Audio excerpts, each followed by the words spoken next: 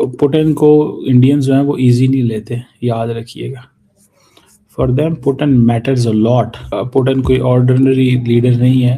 भारत की जो सरकार है उनकी तरफ से व्लादिमीर पुतिन का बड़ा जोश के साथ और बड़ा पुरतपाक इस्तकबाल भी उनका किया गया, और ऐसे वक्त में किया गया जब अमेरिका की तरफ से भारत के ऊपर एक मुसलसल दबाव है। पालम टेक्निकल एयरपोर्ट पर प्रोटोकॉल को तोड़ते हुए ये पहले अनुमान लगाया जा रहा था जयशंकर जी एयरपोर्ट पे व्लादिमीर पुतिन को रिसीव करेंगे, लेकिन नरेंद्र मोदी जी पहुंचते हैं, दोनों भाई गले मिलते हैं, और फिर मोदी जी ने कहा कि भैया 23 अगस्त में चाइना में तुमने मुझे अपनी कार में घुमाया था, तो आज मैं तुम्हें अपनी कार में घुमाऊंगा।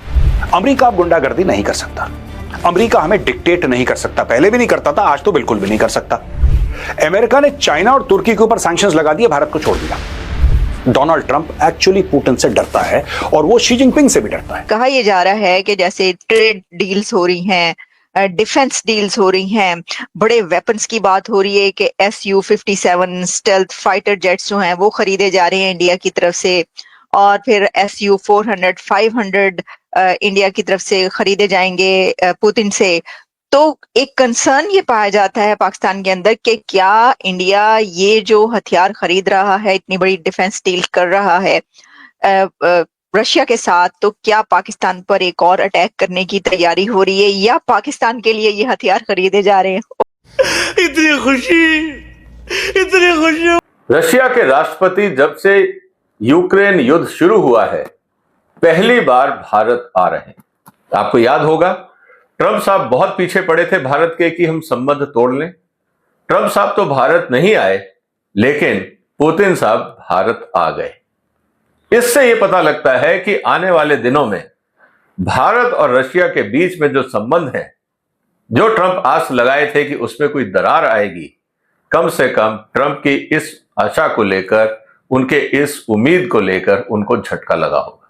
और ये एक बड़ा जो 23वां इंडिया रशिया डायलॉग हो रहा है, उसको बड़ी अहमियत दी जा रही है कि इंडिया और रशिया जो है उन्होंने एक मोबिलिटी एग्रीमेंट साइन किया। अगर आप भारत की खारजा पॉलिसी की बुनियाद पढ़ते हैं तो एक लाइन जो वन लाइनर है उसके अंदर ये है जो डिफाइन है कि भारत अपने दोस्त बदलता नहीं है बल्कि क़ुर्बतें मज़ीद बढ़ाता है।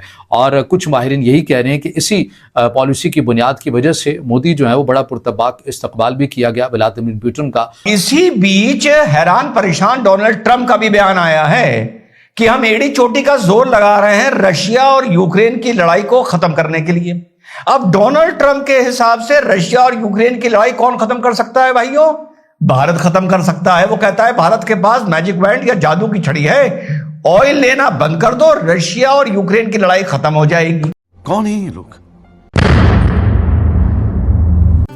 आज नमस्कार दोस्तों, लगभग 4 साल के बाद रशिया के राष्ट्रपति व्लादिमीर पुतिन भारत के दौरे पर हैं और भारत के प्रधानमंत्री नरेंद्र मोदी ने सभी प्रोटोकॉल को तोड़ते हुए खुद एयरपोर्ट पर जाकर उनका स्वागत किया।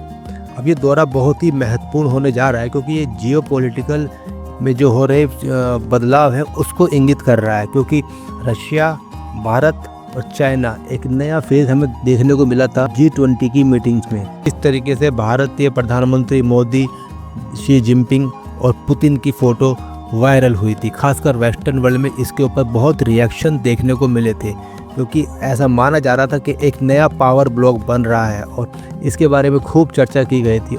जिस प्रकार से अमेरिका ने हाल ही में भारत के साथ ट्रेड वॉर करी और अपने टैरिफ को काफ़ी हाइक किया था, उसके बाद देखा जा रहा था शायद भारत प्रेशर में होगा और रशिया से तेल लेना बंद कर देगा और अपने संबंध थोड़े से उससे हल्के करेगा। लेकिन भारत ने किसी भी दबाव में ना आते हुए रशिया के साथ अपनी दोस्ती की मजबूती का वादा किया और लोगों को दिखा भी दिया।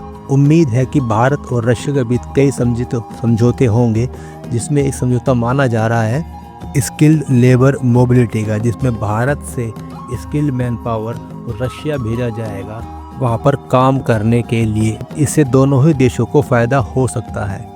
भारत के लोगों को रोजगार मिलेगा और एक प्रकार का इंटरनेशनल एक्सपोजर।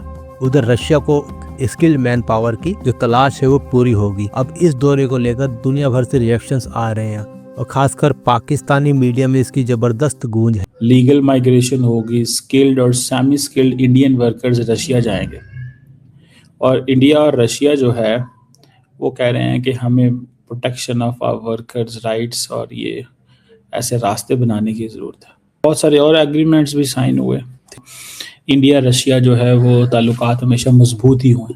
तो दिस इज़ अ मैसेज, ये एक मैसेज गया है उनको को पाए ना है ना समझना कि हमारे ताल्लुकात ख़राब होंगे। अगर 80 दहाइयों में नहीं 8 दहाइयों में नहीं ख़राब हुए तो आइंदा कैसे ख़राब होंगे। मगर उसके बावजूद भी मोदी की तरफ से जो पॉलिसी है अपनी उसके ऊपर वो मुस्तकिल आपको कायम नज़र आते हैं और व्लादिमीर पुतिन के साथ वो अपनी कुर्बतों को बढ़ाते हुए नज़र आते हैं। इससे अंदाज़ा लगाइए कि रूस और यूक्रेन जंग के बाद जब अमेरिका की तरफ से रूस की इन कंपनीज़ के ऊपर, बड़ी ऑयल कंपनीज़ के ऊपर पाबंदियां लगाई गई, जिसमें रोसनेफ्ट शामिल है, जिसमें लुक ऑयल शामिल है, तो उन्हीं कंपनी से, उन्हीं 2 बड़ी कंपनी से भारत अपनी ज़रूरियात का 60% खाम तेल भी ख़रीदता है। तो रूस को भी इसका फ़ायदा है। रूस को एक ऐसे वक्त के अंदर माशी डील्स मिलती हैं जब मगरबी दुनिया और अमेरिका की तरफ से उनके ऊपर पाबंदियों का सामना है। रूस भारत को यह कह रहा है कि यार देखो, हमारे यहां ना मैन पावर बहुत कम है और आपके पास जो मैन पावर है वो एजुकेटेड है, वो ट्रेंड है, वो स्किल्ड है, तो हमें भारत से मैन पावर चाहिए, right from the top to the bottom. वो सिर्फ ये नहीं कह रहा कि भारत से हमें चीप लेबर चाहिए, नहीं, वो कह रहा है कि हमें स्किल्ड मैन पावर चाहिए। It could be a mechanic, it could be a driver, it could be a manager, it could be an engineer, it could be a scientist, it could be a research scholar.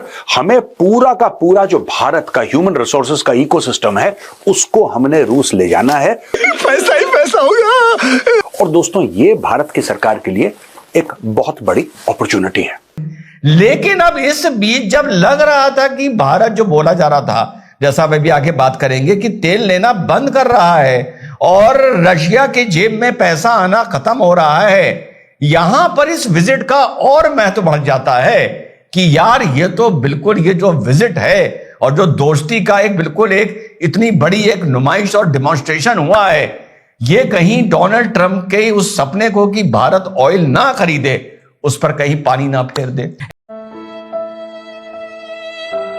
तो बताया यह भी जा रहा है कुछ माहिरीन की तरफ से कि अगर अमेरिका के सदर डोनाल्ड ट्रंप भारत का दौरा कर लेते, वो कॉड के सिलसिले में जो उन्होंने आना था सितंबर के अंदर डिफाइन था, लेकिन वो नहीं आए। अगर वो आ जाते तो ये दौरा पुतिन का नहीं होना था, लेकिन वो चूंकि नहीं आए तो इसलिए पुतिन ने ये ज़रूरी समझा कि हमें ऐसे वक्त में भारत का दौरा ज़रूर करना चाहिए कि अमेरिका उनके ऊपर मुसलसल दबाव डाल रहा है कि वो रूस के साथ ताल्लुकात अपने ना करें, मगर उसके बावजूद भारत अपनी पॉलिसी के ऊपर कायम है। और यही सवाल व्लादिमीर पुतिन की तरफ, व्लादिमीर पुतिन से किया भी गया और व्लादिमीर पुतिन ने इंडिया के सरजमीन पर यह कहा भी कि मुझे समझ में नहीं आता कि अमेरिका तो हमसे आज तक खुद भी ऑयल ख़रीद रहा है अपने न्यूक्लियर प्लांट्स के लिए, लेकिन वो भारत को कैसे रोक रहा है कि वो हमसे जो ऑयल है, खाम तेल है, वो ना खरीदे। क्या नहीं किया अमेरिका ने और यूरोप ने रशिया और भारत की दोस्ती को खत्म करने के लिए, ट्रेड को साथियों खत्म करने के लिए।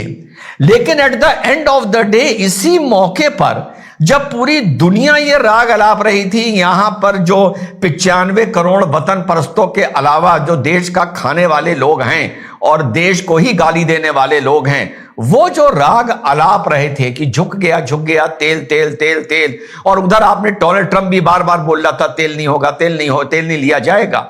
वापस ये जो रिलेशन रशिया और इंडिया का साथियों बाउंस बैक किया है, और जिस तरीके से किया है, तो सीधा सीधा भारत ने पश्चिमी देशों को, खासकर अमेरिका को मैसेज दे दिया है कि भारत के संविधान में जो सॉवरीन लिखा है वो पाकिस्तान की तरह या अन्य देशों की तरह, इवन यूनाइटेड किंगडम की तरह सिर्फ कागजों पे नहीं लिखा है। रशिया आ रहा है वहां से और रशिया बात कर रहा है कि ठीक है साहब, अगर आपने हमसे तेल कम भी कर दिया खरीदना, आप थोड़ा सा तेल बढ़ाइए, लेकिन हम कुछ ऐसा करेंगे जिससे कि भारत को फायदा हो जाएगा।